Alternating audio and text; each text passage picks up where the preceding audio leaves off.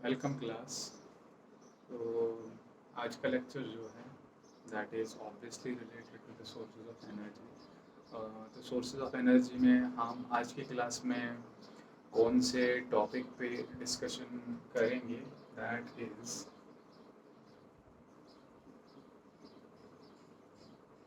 Ocean energies.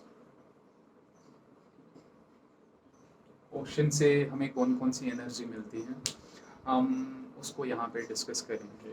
तो अगर हम देखेंगे ओशन से जो है हमें तीन टाइप्स ऑफ एनर्जीज मिलती हैं। One is ocean wave energy, ocean wave energy. Another is ocean thermal energy and another is tidal energy, another is tidal energy। तो ये तीन एनर्जीज जो हैं ये हमें इनका सोर्स ओशियन हमारे लिए बनता है, और फिर हम इन एनर्जीज को कन्वर्ट करके किसी दूसरी यूजेबल फॉर्म में जो है कन्वर्ट करके इनको यूज़ करते हैं। तो सबसे पहले इसमें हम ओशियन वेव एनर्जी का डिस्कशन देखेंगे। So let's go for the ocean wave energy. Ocean wave energy जो है,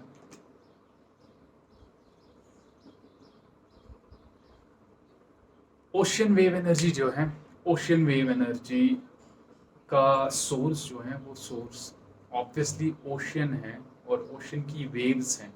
ओशन की वेव्स हैं। आप लोगों ने देखा होगा कि ओशन का सरफेस जो है उस पर इस तरीके से वेव्स जो हैं वो बनती ही रहती हैं कंटिन्यूसली, और उन्हीं वेव्स से जो एनर्जी हम निकालेंगे उसको हम ओशन वेव एनर्जी कहते हैं। लेकिन ये ओशन वेव एनर्जी जो है, इस वेव एनर्जी का सोर्स कहाँ से होता है, सोर्स कौन होता है इसका? तो अगर हम देखेंगे यहाँ पे ओशन के वाटर की मूवमेंट जो है वो एक जगह से दूसरी जगह तक जो होती है that can be due to the temperature gradient. आप लोगों ने पढ़ा होगा कन्वेक्शन का सिस्टम जो इसमें वाटर में यूजुअली होता है। या तो दूसरी चीज़, जो दूसरा बड़ा फैक्टर ओशन की सरफेस पे वेव्स जनरेशन का होता है, दैट इज़ कि जो ओशन की सरफेस के ऊपर जो एयर मॉलिक्यूल्स होते हैं, एटमॉस्फेयर के पार्टिकल्स होते हैं, जस्ट ओशन की सरफेस के जस्ट ऊपर ही। तो because of the variable heat available to the different parts of the atmosphere और of the ocean, उसकी वजह से क्या होता है, क्योंकि एक जगह पे एक अमाउंट की हीट होती है, दूसरी जगह पे दूसरे अमाउंट की हीट होती है। तो अलग अलग जगहों पे जब अलग अलग अमाउंट ऑफ हीट होते हैं तो वहाँ पे उन अलग अलग जगहों पे टेम्परेचर जो है, टेम्परेचर अलग अलग होता है। उसकी वजह से क्या होता है, उसकी वजह से एक जगह का एयर जो होता है that is having less concentration, that's having less amount of pressure. जहाँ पे ज़्यादा टेम्परेचर होगा वहाँ पे प्रेशर कम होगा, जहाँ पे कम टेम्परेचर होगा वहाँ पे प्रेशर ज़्यादा होगा compare to the first one.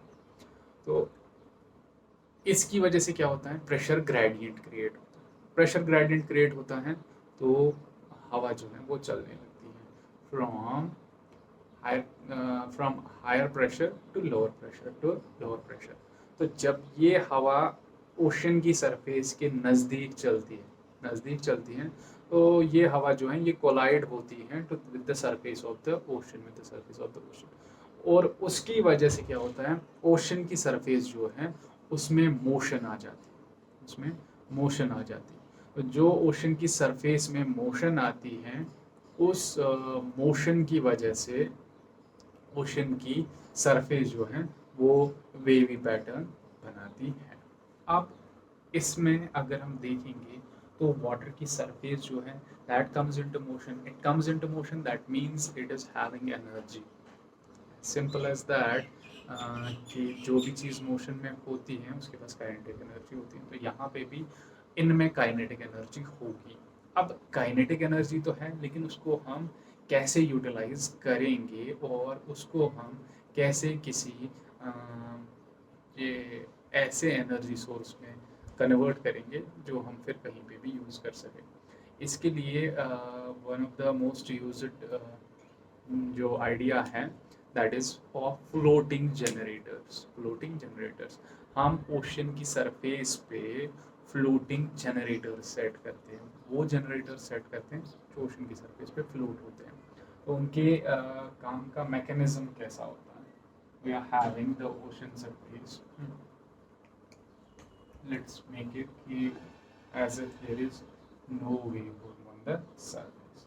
तो इसमें हम पहले ऐसे पैड्स लगाएंगे जिसकी वजह से ये पूरा स्ट्रक्चर जो है वो फ्लोट हो पाए। अब अगर हम यहाँ पे देखेंगे तो यहाँ पे दूसरा चैम्बर होगा, इस वाले चैम्बर में एक जनरेटर लगा हुआ होगा, उस जनरेटर के साथ एक टरबाइन जो है टरबाइन कनेक्ट होगा। अब ये टरबाइन कनेक्ट है इस जनरेटर के साथ। अब ये टरबाइन मूव कैसे होगा वो हम देखेंगे। देखो जैसे ही वेव आती है, जैसे ही वेव आती है तो वेव का ये वाला पोर्शन जहाँ पे पानी की लेवल ज़्यादा होती है, जब वो इस पोजीशन पे पहुँचेगा, ये ओपन है पूरा, जब वो इस पोजीशन पे पहुँचेगा तो वो पोर्शन जो है वो जनरेटर के अंदर जाएगा। उस पोर्शन की वजह से जनरेटर के अंदर जो है इस वाली कैविटी में जो है पानी चला जाता है। तो जैसे ही इस वाली कैविटी में पानी चला जाएगा, जो यहाँ पे ऑलरेडी एयर अवेलेबल था, वो एयर जो है दैट विल गेट कंप्रेस्ड, और कंप्रेशन में वो इस वाले चैम्बर में चला जाएगा। इस वाले चैम्बर में से इस वाले चैम्बर में जाने की कोशिश करेगा। और जब वो यहाँ से यहाँ जाएगा तो उस टाइम पे क्या होगा, उस टाइम पे ये टरबाइन जो है ये टरबाइन रोटेट होगा। क्यों? क्योंकि एयर यहाँ से यहाँ जा रहा है और एयर की मोशन की वजह से ये टरबाइन जो है ये चलने लगेगा, और जैसे ये चलने लगेगा तो इलेक्ट्रिसिटी जनरेट होगी।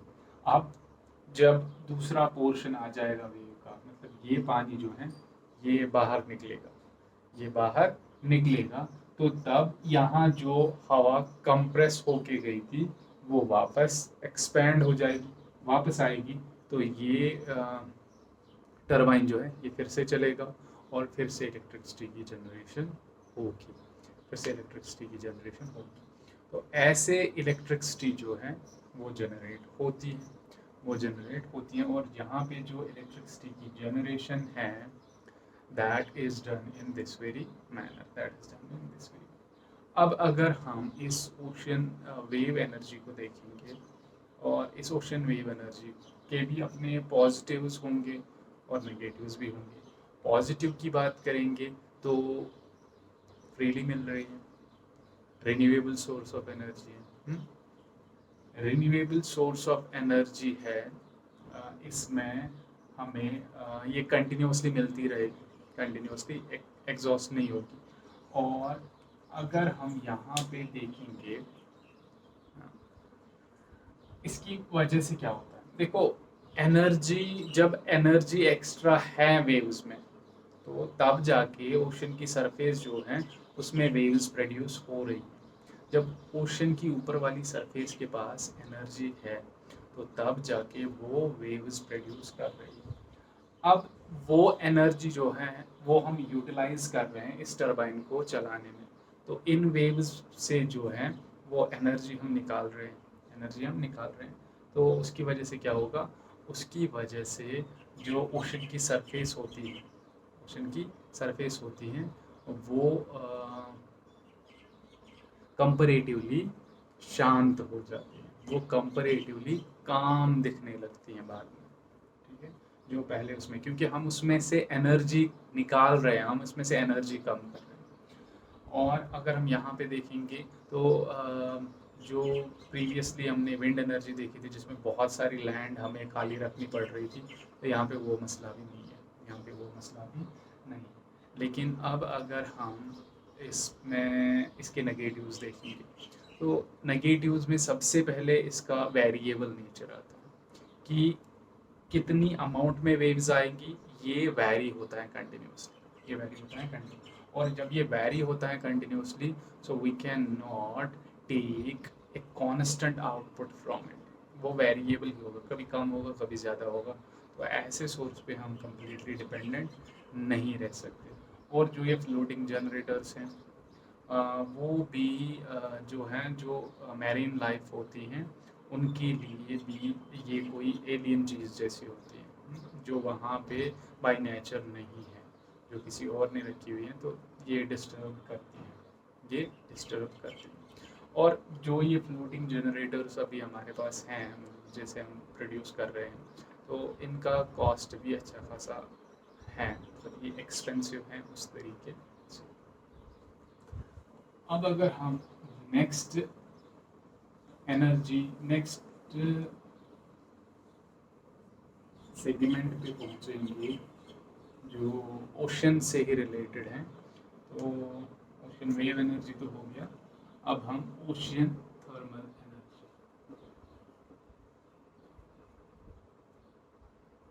Ocean thermal energy.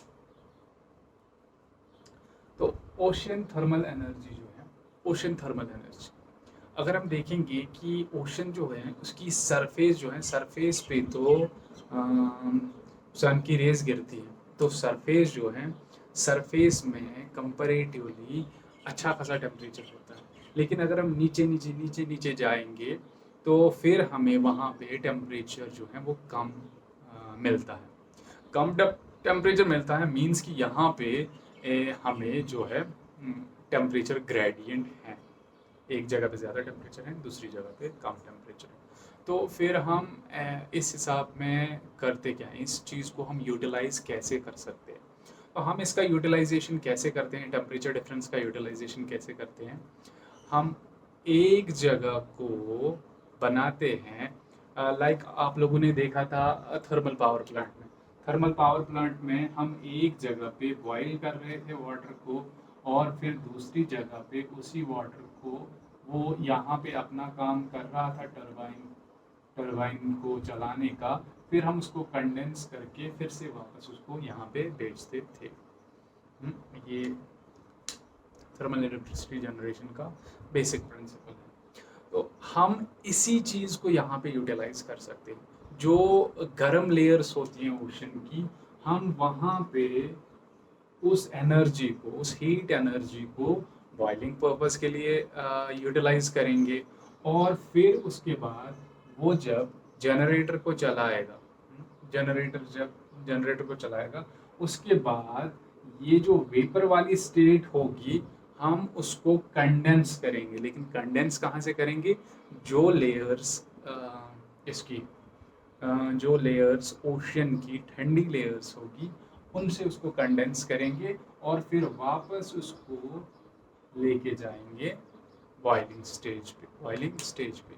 तो ऑब्वियसली यहाँ पे एक चीज़ तो दिमाग में ज़रूर आनी है कि ओशन की सरफेस का टेम्परेचर तो उतना ज़्यादा होगा नहीं कि हम वाटर को बॉईल कर पाए, हाँ ऑब्वियसली नहीं होगा। इसलिए हम क्या काम करते हैं, हम कोई ऐसा लिक्विड यूज़ करते हैं जिसका बॉइलिंग पॉइंट जो है वो कम हो, जिसका बॉइलिंग पॉइंट जो है वो कम हो, और फिर जिसका ये कंडेंसेशन पॉइंट जो है, कंडेंसेशन टेम्परेचर जो है वो भी उसी रेंज में आ जाए। तो ऐसे हम एक्सप्रेस वही लिक्विड्स यहाँ पे यूटिलाइज कर सकते हैं जो और ये ओशन के सरफेस टेम्परेचर पे जो है वेपर में कन्वर्ट हो जाए, और फिर बिलो कुछ layers below the surface of the ocean जो है, वहाँ जो टेम्परेचर हमें मिलेगा उस टेम्परेचर पे जो है वो कंडेंस हो पाए। तो जो भी लिक्विड्स इस क्राइटेरिया में आएंगे उनको हम यहाँ पे यूज़ कर सकते हैं, वाटर यहाँ पे यूज़ नहीं हो सकता। लेकिन प्रोसेस जो है, प्रोसेस बाकी वही होगी। अब यहाँ पे अगर हम देखेंगे तो इसकी एफिशिएंसी थोड़ी सी लो है, इसकी एफिशिएंसी जो है वो उतनी ज़्यादा नहीं है।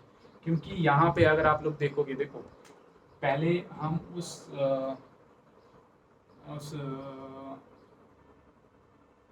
लिक्विड को ऊपर वाली लेयर्स में जब वो आ जाएगा तो वहाँ पे वो बॉयल हो जाएगा, वहाँ पे वो वेपर स्टेट में चला जाएगा। वेपर स्टेट में चला गया तो वो टरबाइन भी वहीं पे रोटेट करेगा। अब उसके बाद जो वो स्टीम होगा, जो वो वेपर होगा, सॉरी नॉट स्टीम, वेपर होगा, उसको हम पाइप्स के थ्रू नीचे लेके जा रहे हैं और वहाँ पे उसकी कंडेंसेशन होगी। वहाँ पे जब कंडेंसेशन होगी तो वहाँ से ये लिक्विड खुद से बॉइलिंग वाले चैम्बर में तो नहीं आएगा, वहाँ से इसको पंप करना पड़ेगा, वहाँ से इसको पंप करना पड़ेगा और उस पंपिंग में हमारी एनर्जी जो है वो चली जाएगी।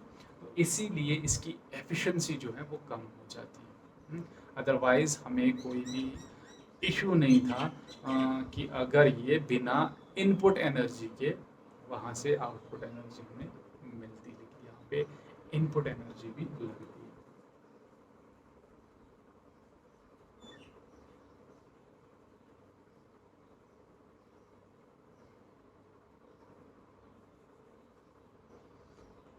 हाँ, अब अगर हम यहाँ पे देखेंगे ओशन थर्मल एनर्जी हम एक और तरीके से भी जो है यूटिलाइज कर सकते हैं। उसको हम सीबेक इफेक्ट कहते हैं। सीबेक इफेक्ट कहते हैं। सीबेक इफेक्ट में क्या होता है? सीबेक इफेक्ट में हम दो वायर्स लेके आते हैं, दो वायर्स लेके आते हैं। एक वायर होगी ए बी सी और दूसरी होगी C D A, C D A. तो ये वायर जो होती है ये हम एक टाइप ऑफ मेटल से बनाते हैं और ये वाली वायर जो है ये दूसरे मेटल से बनाते हैं, दूसरे मेटल से बनाते हैं।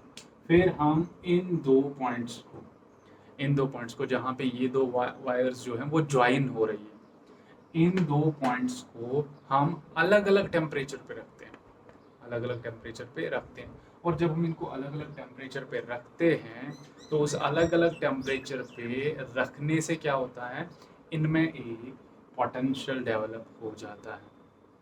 और उसकी वजह से क्या होता है, उसकी वजह से इलेक्ट्रॉन्स जो हैं वो फ्लो होना स्टार्ट होते हैं, वो फ्लो होना स्टार्ट होते हैं। ये नेसेसरी है कि इन दोनों को अलग अलग टेम्परेचर पे रखना है, अलग अलग टेम्परेचर पे रखना है, तब जाके ये फ्लो हो सकता है।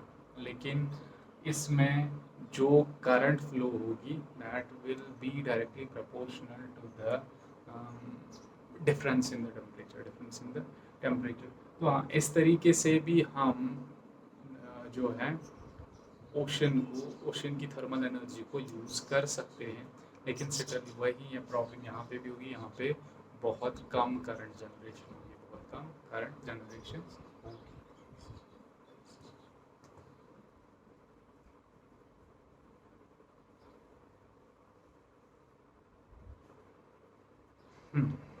अब अगर हम यहाँ पे देखेंगे तो ओशन थर्मल एनर्जी के बाद हमारे पास जो है एक फाइनल जो टाइप ऑफ एनर्जी आती है ओशन से, वो बचता है and that is tidal energy, that is tidal energy.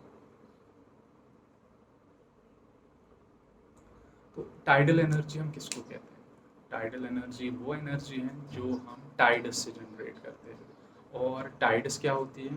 Tides होती है कि ओशन की सरफेस का ऊपर उठना और नीचे जाना, नीचे जाना, that is termed as a tide, that is termed as a tide. और ये टाइड आती क्यों है? टाइड आती क्यों है? Because of the gravitational pull of sun and moon, because of the gravitational pull of sun and moon. अब gravitational pull of sun and moon जो होता है उसकी वजह से टाइड्स जनरेट होती है। टाइड्स कैसे जनरेट होती है? Let us suppose this is the ocean surface, ocean surface. तो अब यहाँ पे अगर हम देखेंगे ये सरफेस जो हमने अभी बनाई ये नॉर्मल सरफेस है, ये नॉर्मल लेवल है। अब अगर यहाँ पे ओशन का पानी जो है वो ऊपर उठ रहा है, ऊपर उठ रहा है, लेट अस सपोज कि ये वाला पानी जो है ये ऊपर उठा, ये ऊपर उठा। अब ये ऊपर उठा लेकिन ये पूरा तो पानी ही है, तो जो यहाँ पे इस पोर्शन में राइज इन द लेवल हो गया वो किसी और जगह पे कम होगा, वो किसी और जगह पे कम होगा। तो यहाँ से कम होगा, यहाँ से कम होगा, नई लेवल जो हमें होगी that will be the dotted, that will be the dotted. यही है दिस, कुछ पोर्शंस जो हैं वो ऊपर आ जाते हैं, कुछ पोर्शंस जो हैं वो नीचे आ जाते हैं। इसको कहते हैं हाई टाइड, इसको कहते हैं लो टाइड, इसको कहते हैं लो टाइड। समझ में आया? सो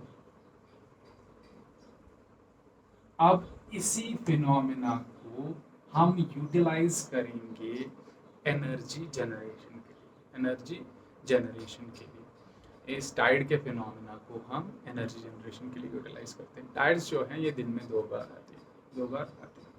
तो टाइड्स के इस फिनोमेना को हम कैसे यूटिलाइज करेंगे? हम टाइडल डैम्स बनाते हैं। टाइडल डैम्स जो हैं ये सिर्फ हम बना सकते हैं वहाँ पे जहाँ पे ओशन नज़दीक हो, शोर्स, कोस्टल एरियाज जो हैं उन कोस्टल एरियाज में इनको बनाया जा सकता है। तो यही से आपको समझ में आना चाहिए, एक नेगेटिव पॉइंट, जो बड़ा नेगेटिव पॉइंट टाइडल एनर्जी का बनता है वो यही बनता है कि ये हर जगह पे हम इस टाइडल एनर्जी से हार्नेस नहीं कर सकते, नहीं कर सकते, क्योंकि कुछ स्पेसिफिक जगहें ही हैं जहाँ पे हम टाइडल एनर्जी जनरेटर्स जो हैं उनको इंस्टॉल कर सकते हैं। तो अब यहाँ पे अगर हम देखेंगे तो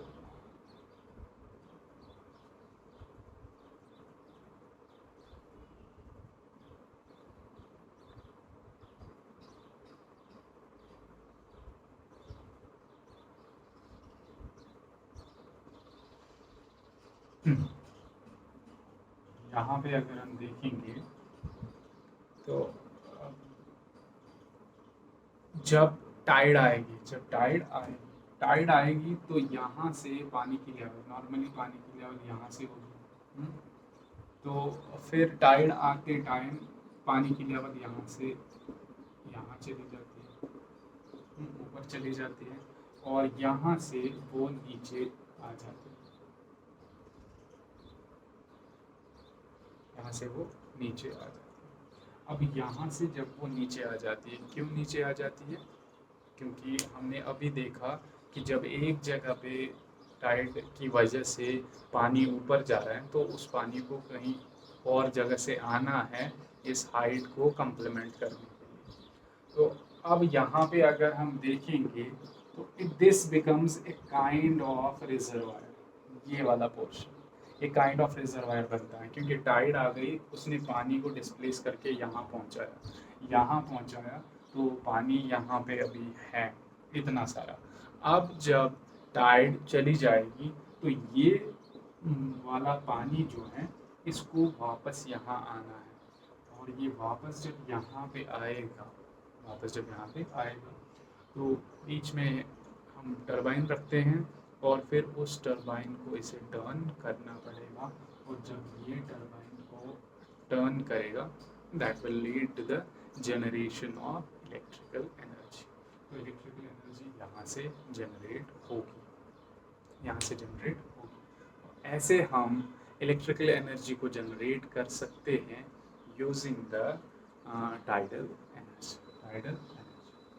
अब यहाँ पे इसके नेगेटिव्स, ये तो रिन्यूएबल सोर्स हैं, क्योंकि अर्थ और सॉरी दिस सन और मून के ग्रेविटेशनल पुल की वजह से हो रहा है, तो ऑब्वियसली ये तो कभी भी जो है ख़त्म नहीं होगा, रिन्यूएबल सोर्स है। और इसमें जो है, लेकिन मसला इसमें वही है जो हमने अभी भी बोला कि ये हर जगह पे अवेलेबल नहीं हो सकती ये एनर्जी, और यहाँ से जो जनरेशन भी होती है वो जनरेशन जो है that is not sufficient to cater to the needs, cater to the needs of the population. तो इस वजह से टाइडल एनर्जी जो है इसको भी एज ए फ्यूचर ये जनरेशन हम ट्रीट नहीं कर सकते, क्योंकि ये भी सस्टेन नहीं कर सकता हमारी एनर्जी नीड्स को। So that ends the discussion regarding the ocean energies. तो इंशाल्लाह हम नेक्स्ट क्लास में देखेंगे जियोथर्मल एनर्जी, जियोथर्मल एनर्जी। तो जियोथर्मल एनर्जी और देखेंगे हम उसके साथ कौन सी एनर्जी जो है, हम न्यूक्लियर एनर्जी पे जाएंगे या सोलर एनर्जी पे, वो भी हम देखेंगे। तो फ़िलहाल के लिए इस क्लास को यहीं पे एंड करते हैं। अल्लाह हाफ़िज़।